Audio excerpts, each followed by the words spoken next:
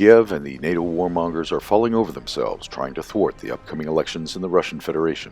The terrorists continue assassinations in the regions they lost. They are constantly shelling small border villages and have resumed massive drone strikes on the Russian mainland. Now the best democracy in the world of the Kiev regime under control of the West put the Russians at gunpoint to force them to boycott the vote. On the night of March 12th, Ukraine launched new waves of drone strikes on Russian rear areas. At least 25 UAVs were destroyed over 7 Russian regions, including the capital. As a result of the massive attack, a fire broke out in a fuel depot in the city of Oryol. All other damage was avoided, but the drone strikes did not stop. The Ukrainian military also attacked the border Belgorod region with the Czech-made Vampire MLRS and obsolete Soviet-made Tochka-U missiles. Russian air defense forces repelled them. The massive strikes were aimed to cover Ukrainian ground operations across the border. Russian forces revealed Ukrainian preparations for the upcoming attacks a few days ago.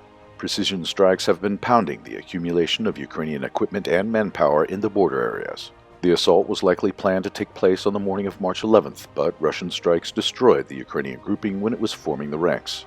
On the morning of March 12th, Ukraine attempted new assaults. Ukrainian infantry, supported by tanks and different artillery systems, tried to enter the territory of the Belgorod region, reportedly in 8 different areas.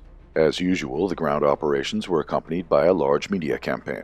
Before Ukrainian forces reached the border, Ukrainian media rushed to claim control of a small Russian village and shared fake videos of the alleged victories. By midday, the Ukrainian military had gained several new views on social media. However, they failed to gain any new territories. These operations are coordinated by the main intelligence directorate of Ukraine, which is under the full control of foreign special services. Kiev threw into the battle its favorite puppets from the so-called Russian Volunteer Corps, Freedom of Russia Legion, and the Siberian Battalion. Kiev officially declares that these formations are allegedly acting independently and are not under Ukrainian control, which is a lie.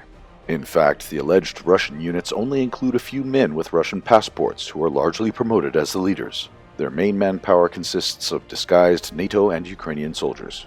The attackers openly declare their goal to thwart the elections.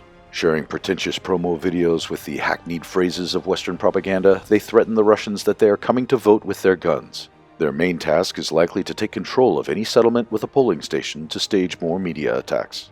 The presidential elections in Russia begin on March 15th and last until the 17th. More terrorist provocations from NATO and Kiev are likely to come.